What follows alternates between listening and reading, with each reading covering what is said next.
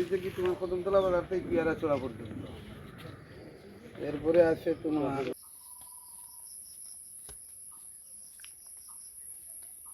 কইবাই দিবা কিছুই রাস্তা সম্পর্কে বেহাল অবস্থা যে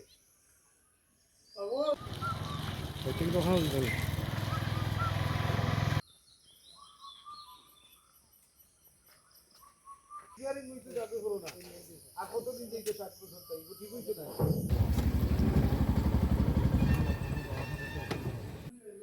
আছে বলা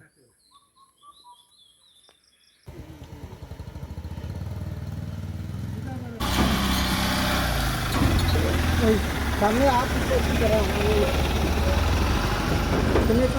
কোনটা তো চলবেই, এটা তো চক্রান্তের। এটা শুধু আমার বিধানসভা না, সারা রাজ্যের তো একই অবস্থা। 2-4টা রাস্তা ভালো, বাগবাসা বিধানসভা কেন্দ্রের জাতীয় সড়ক লাইফলাইন, যেটা আমাদের চুরাইবাড়ি থেকে আসাম আগরতলা রাস্তা, যেটা আজকে 3 মাস হয়েছে না, ইতিমধ্যে এই রাস্তা ভেঙে চুরমার হয়ে যাচ্ছে। রাজ্যে তো বিজেপি পরিচালিত মানিক শাহ সরকার, দিল্লিতে কার সরকার? বিজেপি সরকার। সাধারণ মানুষের খাদ্যের অভাব, এবং সেখানে দাঁড়িয়ে সেই ব্যবস্থাগুলি, মানুষের যে খাদ্যের অভাব, রেগার কাজ নেই, মানুষের বেহাল পরিস্থিতি, এগুলির প্রতি গুরুত্ব নাই।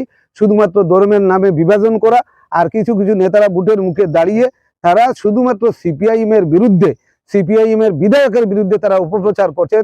এবং এই রাস্তাগুলি যদি অবিলম্বে তার কাজ সম্পূর্ণ না হয়, তাহলে আগামী দিনে আমরা এই এলাকায় বৃহত্তর আন্দোলন গড়ে তুলব, এবং পরবর্তী এই যে বর্ষাকালীন অধিবেশন হবে, এই অধিবেশনের মধ্যে এই রাস্তাগুলি নিয়ে বিধানসভায় আমি তোলার চেষ্টা করব। জনগণের দাবি বিধানসভায় তুলব, মুখ্যমন্ত্রীর নজরে আবার নেওয়ার চেষ্টা করব।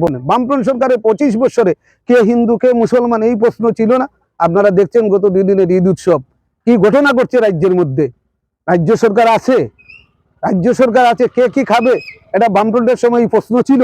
এই প্রশ্ন ছিল না। এখন গোহত্যার নামে মানুষকে বিভ্রান্ত করা, এটাই এই রাজ্য সরকার যারা পরিচালনা করছেন তারা মানুষকে বিভ্রান্ত করে এক একজন নেতা কোটি কোটি টাকার মালিক।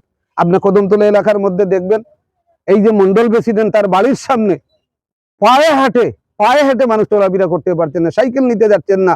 উনি মন্ডল প্রেসিডেন্ট হওয়ার পর বাড়িতে 2তলা বিল্ডিং এর কাজ শুরু হয়ে গেছে।